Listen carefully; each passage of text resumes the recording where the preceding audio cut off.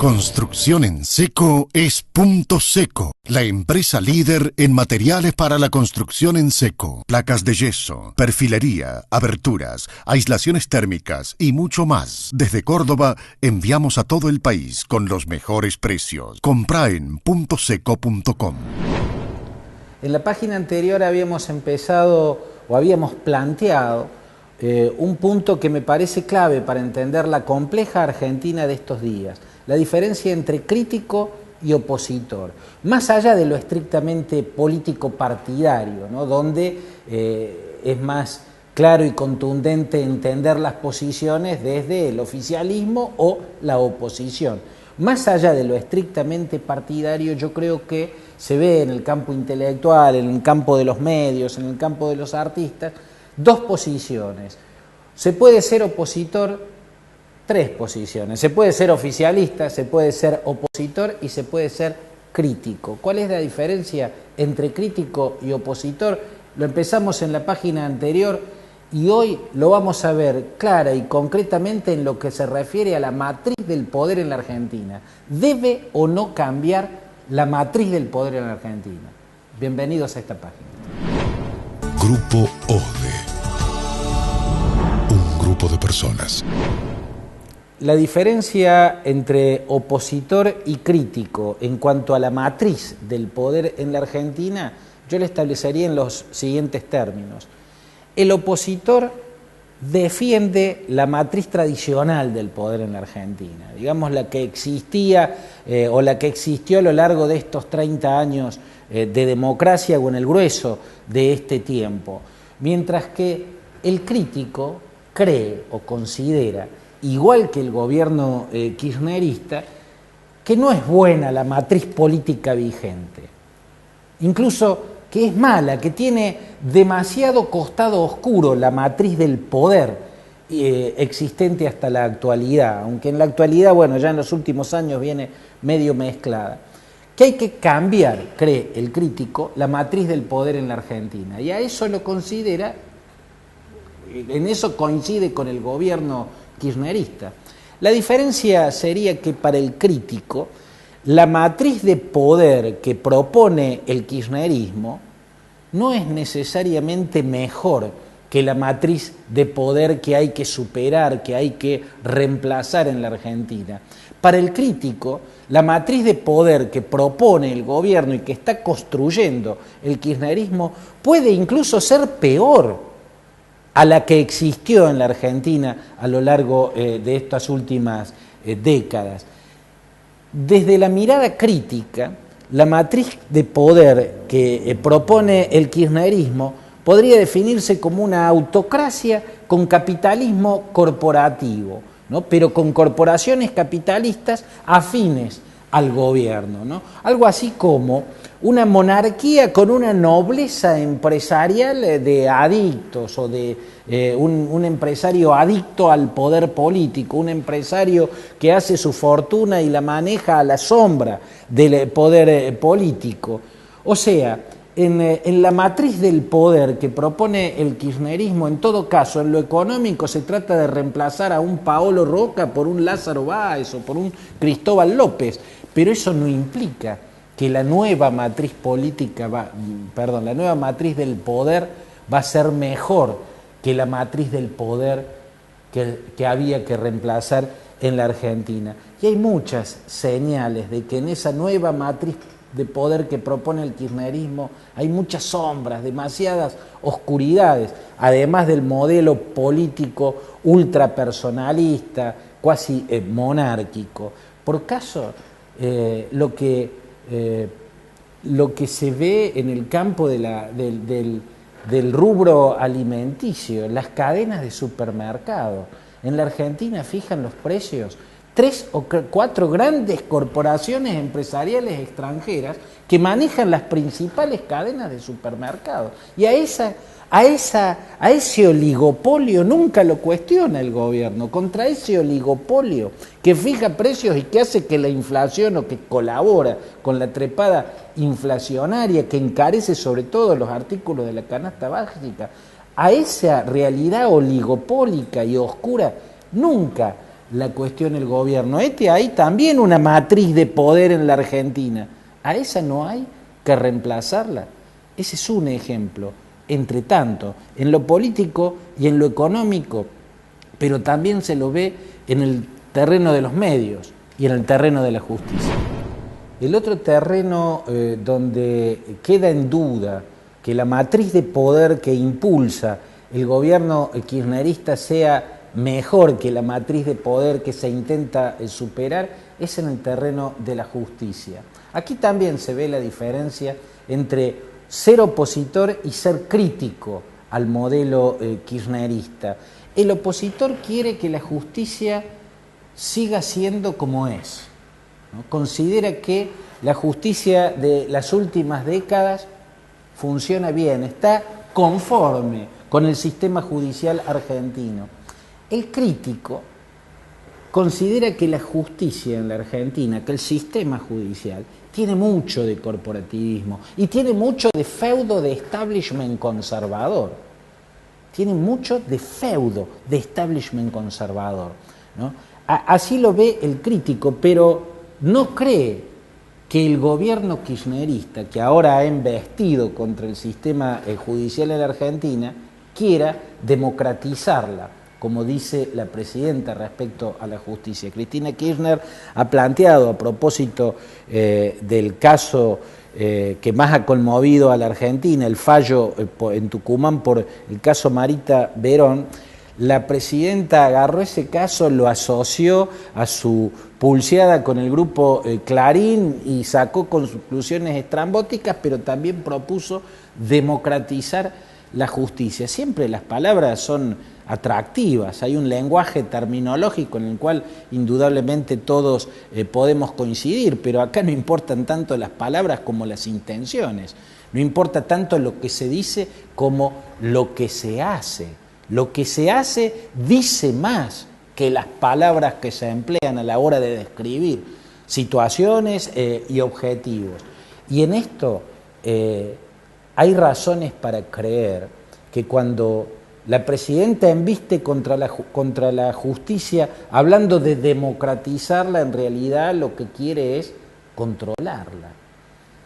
Personalmente, en la posición crítica, yo soy de los que creo que la justicia en la Argentina tiene mucho de corporativismo, mucho de feudo, de establishment conservador. Hay mucho que reformar en el sistema judicial argentino, pero la verdad es que lo que observo en el terreno gubernamental es un intento desaforado por controlarla. Uno podría poner muchísimos ejemplos, una larga lista de ejemplos, pero si se quiere lo más visible, el juez Norberto Yarvide, en quien caen todas las causas más duras, más difíciles contra el gobierno y que siempre resuelve, absolutamente siempre resuelve a favor del gobierno kirchnerista. Y para más casos, el caso Vudú Chicone, ¿no? Donde cayó Esteban Righi, el Procurador General de la Nación, un hombre leal a lo que el kirchnerismo representa, un hombre leal al peronismo más de izquierda, un hombre además indudablemente profesional en el terreno de la función que ocupaba.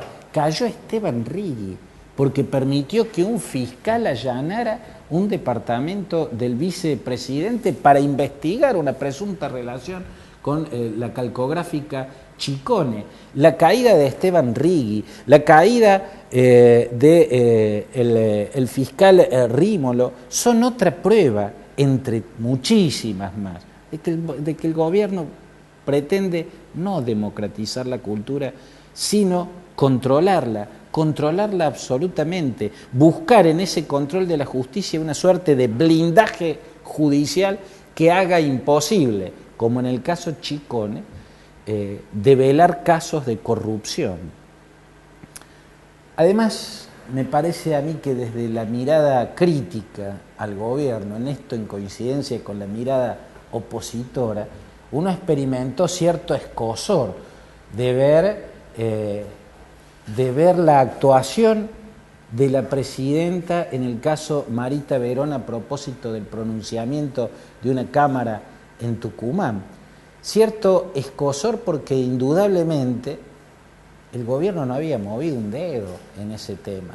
La mamá de Marita Verón tiene razones para decir que tanto Néstor Kirchner primero como Cristina después la ayudaron. Personalmente a ella pueden haberla ayudado, pero quienes por nuestra profesión solemos viajar y tomar aviones en ciudades del interior del país, en ciudades de las otras provincias donde están los aeropuertos más chicos, vivimos viendo desde hace años en esos aeropuertos, igual ve la gente en las estaciones de ómnibus, grandes papeles con un montón de fotos de chicas humildes desaparecidas en sus respectivos pueblos, secuestradas por la trata la trata de blancas, ¿no es cierto?, la trata de personas. ¿Ustedes alguna vez ven esas listas de la gente humilde, de las chicas humildes, no de la hija, no de Marita Verón, que es de la clase media? Ahí fue un error de los tratantes de blancas, le salió un tiro por la culata, se compraron un gran problema, porque no era de un pueblito perdido, de gente humilde del campo, que queda aislada, que no tiene cómo reclamar. Esas chicas que desaparecen en los pueblitos humildes están en esas fotos que yo les digo, en estaciones o en aeropuertos locales del interior. ¿Usted alguna vez vio esas listas en los aeropuertos grandes? ¿Usted alguna vez vio que la televisión estatal utilice sus espacios para difundir a esa gente perdida, a esa gente humilde? ¿Le da una mano a alguien? ¿Usted vio que el fútbol para todos, por ejemplo, que es una gran vidriera, sea utilizado para que la gente vea la cara de las chicas que han desaparecido en pueblitos remotos del interior, ¿no? Gente de familias humildes que no tienen cómo difundir su búsqueda desesperada? ¿Usted vio poner el fútbol para todo a favor de la difusión de eso, o vio poner el fútbol para todo a favor de la difusión de las políticas y de la propia imagen de la presidenta? Entonces, después de semejante cosa, después de que lleve más de un año la ley de trata, que ya tiene media sanción sin que la apruebe nadie, sabiendo que vivimos en un país donde en el Congreso, cuando la presidenta pide algo, se lo aprueban de inmediato, pero de inmediato se lo aprueban, hacen lo indecible para que salga lo que pide cuanto antes. Indudablemente, si hace un año que dormía con su media sanción la renovación de la ley de trata, porque la presidenta no le había dado prioridad y no le había pedido a sus legisladores que la aprueben. Al Congreso le dicen la escribanía de la presidencia porque saca todo express. A eso no se lo había pedido nadie. Entonces, desde una mirada crítica, esto en coincidencia con lo que se ve desde la mirada opositora, hay mucha hipocresía, si se quiere, en esta actuación que hizo la presidenta para buscar asimilar el caso Marita Verón y el pronunciamiento de jueces que seguramente, si están influidos por alguien, sabiendo uno cómo es Tucumán, donde además todos los prostíbulos están abiertos, todas las whiskerías siguen abiertas, si alguien presionó a esos jueces, precisamente el gobernador Alperovich, que además es oficialista, es kirchnerista. Frente a esa hipocresía, uno lo que encuentra es una razón más para pensar que cuando que por un lado hay que reformar la justicia para que deje de ser en muchos casos corporativa, en muchos casos feudo de establishment conservador. Por otro lado, muchas razones para sospechar que cuando la presidenta habla de democratizarla, en realidad lo que quiere es controlarla. ¿Para qué?